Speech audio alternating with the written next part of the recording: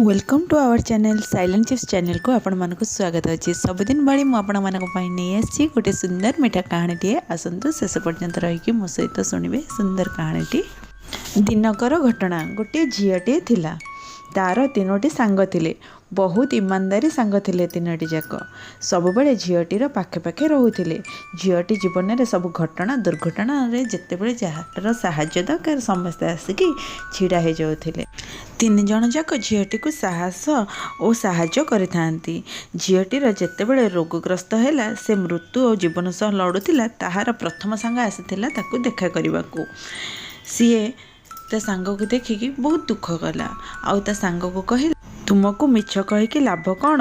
मु तुम सांग मिछ कही पारिबिनी कि मिछरे सांत्वना तुमको देबेनी कि तुम लंबा जीवन बंचियो बोली। देख तुमर जो रोग होईची तुमे आ अल्प दिनर ए जगत छाड़ी आर जगत को चली जीव। देख मु तुम सांग तुम पाखे सब बड़े रही किंतु तुमको तो दीर्घायु करि पारिबिनी। मरला परे किए जानी कौन हम कौन न हब। मु तुम जीवन शेष दिन रे जिते जहाँ खर्च लगे तुम अंतिम संस्कारटी भलरे भलरे करदेवी। मु तुम सांग तुमको मिछ सांत्वना दे पारिबिनी। झीटी नीरव सहित सांग को आलिंगन करदेले। किछि दिन बीतला द्वितीय सांगटी आसिला रोगग्रस्त झीटी को देखा करने को। द्वितीय सांगटी झीटी को सांत्वना देला कहिला सांग देख तुमर छोट बेलू जे पर्यंत छोट बेलू एपर्यंत सबुबले मु तुम सह छिड़ा होईची साहाय्य मध्य करिची। मु थिले तुम पाखे तुमको साहस आसे। मु तुमको रोगमुक्त तो करि परिबिनी कौन करिबी कुह। मु तुम पाखे तो रही सबुबले रही किंतु मु तुमको रोगमुक्त करि पारुनी। एहा भाबिकी मते बहुत दुख लगुच कौन करिबी कुह सांग। मु किंतु तुम पाखे पाखे रही तुम्हें व्यस्त हबनी जहाँ साहाय्य करने कथा मु साहाय्य करी। मेडिकल जिते खर्च जिते जहाँ सबकि दे पारि किंतु मु तुमको रोगमुक्त करि पारिबिनी।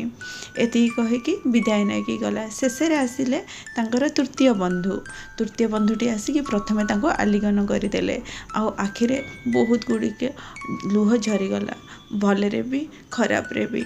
आउ कहिला सांग तुमे व्यस्त हुआनी मु तुम सह ए जीवन में मरला पर आर जीवन में भी मुझे तुम सांगे रही तुम छाई भली तुम पाखे रही तुम्हें केबे भी एकुटिया निजको भावनी। एनी सिचुएशन ने मुझे तुम सांगे रही मरिबा एका सांगे मरिबा बंचिबा तो एका सांगे बंचिबा। खराब हेले भी मु तुम सांग भल हेले भी मु तुमर सांग सबुबले तुम सह रही आउ लड़बी मध्य आउ तुमको प्रेरणार उत्स बनैबी। तुम्हें जोठिके जीव मु तुम छाई है कि तुम पाखे पाखे पाइब मते। मु तुम पाखे रही मु तुम पाखे रही निश्चित। तुम मन रे केबे द्वंद्व रखिबनी मु तुम पाखे नाही सदा सर्वदा मते तुम खोजिले मु तुम पाखे ही रही। एनी गुड सिचुएशन ने एनी बैड सिचुएशन ने तुम सह तुम छाई है कि रही। एतिकी कहीकि शेष सांगटी मध्य विदाय नेला। झीटी रोगग्रस्त अवस्था बेड्रे शोता। आज मु तुम मान को कहूँ से झीटीर से तीन सांग किए थिले। प्रथम सांग थिला से झीटीर परिवार लोक सबू भल मंद सिचुएशन में साथ दियंती केवल मशाणी पर्यंत शेष कार्यटी भल करदेले सी काम मुक्ति हो जाती। आउ द्वितीय सांगटी से झीटीर है पैसाटे रहिले सी जगत को जीति पार सबु जिनिस किनी पार। तृतीय सांगटी से झीटीर रहिला ता निज कर्म निज द्वारा करिथिबा भल बा मंद कर्म ए दुनिया रे आपणक सह रहिथिबो आ मरिया पर मध्य रहिथिबो। तेणु कर्म केबे भी कहार निष्फल जाएनी भल कर्म हो कि मंद कर्म हो सदा सर्वदा आमे माने भल कर्म करबा उचित। खराब कर्म भी आम सांगे जीव भल कर्म भी सांगे जीव कहीं आम भल कर्म नहीं कि न जीवा। ये कहानी मुझे शिखिली कर्म करी चल फलर आशा करनी किंतु भल काम ही कर। खराब काम कले फल ही खराब होबना। यही कहानी ये परिसमाप्त होउची। आपण मानक ये कहानी केमिति लागिला निश्चय लाइक और कमेंट और सब्सक्राइब रे जणेबे। एही परि नुआ नुआ कहानी पाई आपण माने हमको उत्साहर स्रोत बन थांतु। Thank you for watching.